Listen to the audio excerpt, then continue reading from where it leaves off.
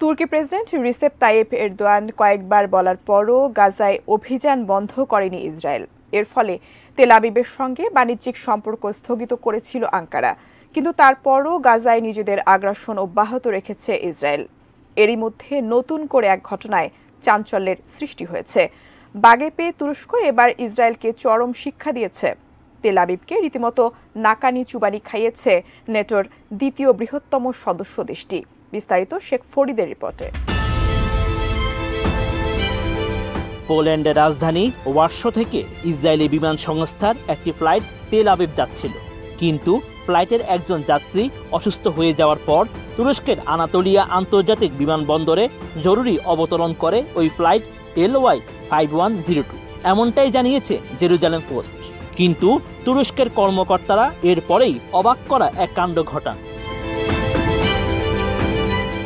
Israeli গণমাধ্যমের দাবি, ফ্লাইটের আরোহীদের নামতে দেয়নি তুরস্কের কর্মকর্তারা, এমনকি ওই বিমানে জ্বালানিও নিতে দেয়নি তারা। ফ্লাইটে থাকা একজন চিকিৎসক ওই রোগীর প্রাথমিক চিকিৎসা দেন। এরপর তিনি পরামর্শ দেন ওই রোগীকে দ্রুত হাসপাতালে নিয়ে যেতে হবে। তার পরামর্শের ভিত্তিতেই বিমানের জরুরি অবতরণ করা হয়।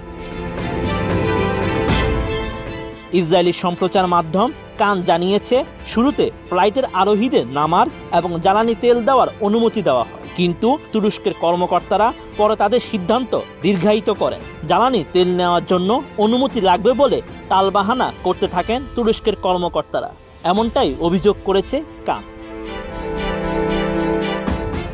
বিমানটিকে জ্বালানি তেল দিতে অস্বীকৃতি জানানোর মধ্য দিয়ে মূলত ফিলিস্তিনের অবরুদ্ধ গাজা উপত্যকায় ইসরায়েলি বাহিনী যে গণহত্যা চালাচ্ছে তারই প্রতিবাদ জানিয়েছে তুর্কি বিমানবন্দরের কর্মীরা।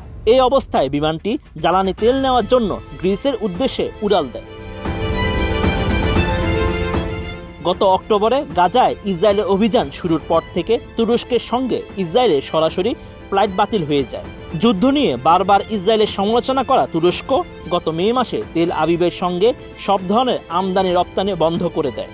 এবার ইসরায়েলি বিমানের আরোহীদের নামতে না দিয়ে তেল আবিবকে আরেকবার কঠোর বার্তা দিল তুরস্ক।